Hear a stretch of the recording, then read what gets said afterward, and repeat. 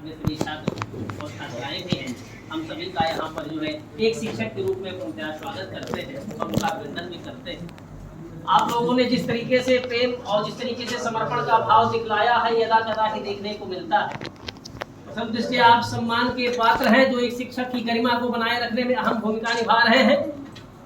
सबसे पहले तो मैं शिक्षक और इस समाज के लक्ष्य समाज के संस्थापक और प्रबंधक श्रीमान दिशांत तिवारी उर्फ जो है सचिन तिवारी जी का हार्दिक अभिनंदन करता हूं।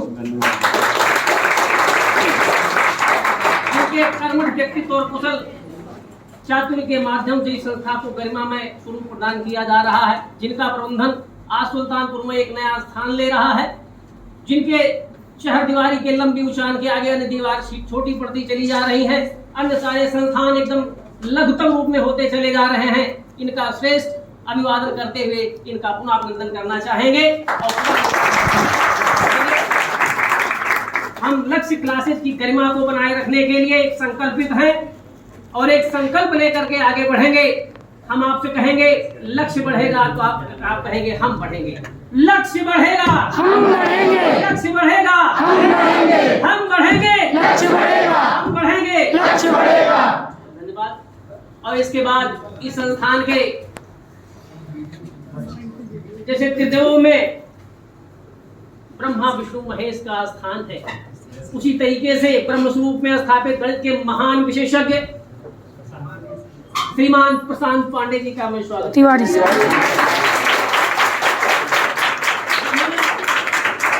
उन्होंने अपनी गरिमामयी उपस्थिति से पूरे सुल्तानपुर को एक उंगली पर नचा करके रखा है और यह स्थापित करके दिखलाने का प्रयास किया है। अगर गणित का कोई मास्टर है जो गणित के जादूगर के रूप में किसी को स्थान दिला सकता है तो प्रशांत पांडे जी हैं। और पांडे जी का बार-बार नाम इसलिए आता है कि हमारे परम शीर्षस्थ बंधुओं में श्रीमान इंदु सर स्वयं भोलेनाथ के समकक्ष इंदुधर पांडे सर हैं। इसलिए पांडे स्वरूप पे ही मैं सबको पांडे ही जान के कह देता हूँ, क्योंकि इनके ही छत्र छाया में कहते हैं संस्था का उत्थान और पतन जिसकी दौर पर चलता है, स्थान उसी का सर्वोपरि माना जाता है। तो स्वयं पशुपत महादेव जी का स्थान सर्वोपरि है। इन्होंने अपने कर्तव्य के आधार पर इस संस्था को जीरो से लेकर के हीरो बनाने में बहुत बड़ी भूमिका निभाई। तो आपके बीच में अभी कुछ समय के लिए ही आए हैं।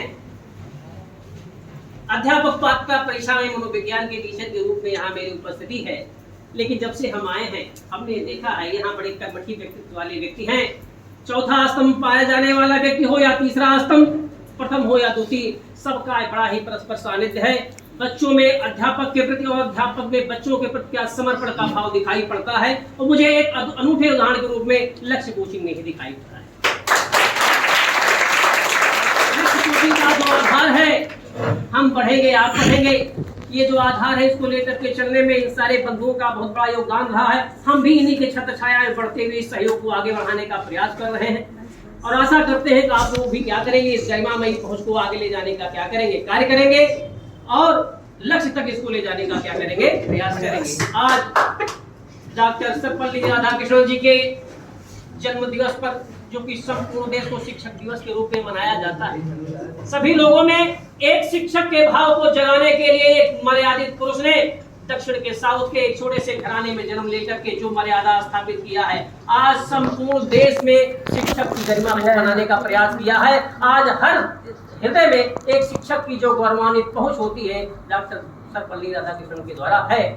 हमारे अंदर शिक्षक है, हमारे अंदर शिक्षक है। शिक्षक वही नहीं होता कि जो हमें 2 घंटे 3 घंटे की पढ़ाई के लिए क्या करता, अपना स्थान दिलाता। शिक्षक वह है जो कहीं ना कहीं, कभी ना कहीं, किसी ना किसी रूप में हमें ज्ञान दिया। प्रकृति का वह कोई भी फैक्टर जो हमें ज्ञान देने के लिए आगे बढ़ता है, सिखाने के लिए आगे बढ़ता है, अधिगम कराता है, वो मेरा शिक्षक ही कहलाता है। चाहे वह पशु हो, पक्षी हो, मानव हो, जीव हो, जंतु हो, किसी भी रूप में हो, शिक्षक क्या है, आराध्य का क्या है, विषय है। हमें उसे सर्वदा क्या करना चाहिए, सम्मान की दृष्टि से देखना चाहिए। इंसान का सबसे पहला शिक्षक कौन होता है, प्रश्न ये है। कहते हैं जब अब माता के गर्भ में, मनोविज्ञान के अनुसार माता के गर्भ में भ्रूणावस्था में रहता है, 8 से 9 माह का जब उसका जीवन काल गर्भावस्था में रहता है, और उसके बाद जिसके गर्भ में रह करके उसने जीवन की सर्वांगीण भूमिका को सहने का प्रयास किया, कठिनता को जगाने का प्रयास किया, सरलता को बोधने का प्रयास किया, उस गरिमामयी माता का स्थान क्या होता है? सर्वोपरि होता है। इसीलिए प्रत्येक बच्चे के लिए माँ ही उसका पहला क्या होती है? इसीलिए माता का स्थान सर्वोपरि है। माता के द्वारा बच्चा क्या करता है? पामालाबा शब्दों के माध्यम से समाज को समझने का क्या करता है? प्रयास करता है। इसीलिए पहला स्थान माँ का हुआ, दूसरा स्थान पिता का हुआ, क्योंकि पिता ने समाज में लड़ना, मान प्रतिष्ठा सम्मान को अर्जित करना, अधिकार को प्राप्त करना, आगे बढ़ना, निर्णय लेना, कुशलता को प्राप्त करना, ये पिता के द्वारा दर्शाया जाता है। जब माता का प्रेम और पिता का प्यार दोनों मिलकर के बालक किशोर बन जाता है, तो जिस समाज में रहता है उस समाज का बहुत बड़ा योगदान होता है उसे आगे बढ़ने और ले जाने के लिए।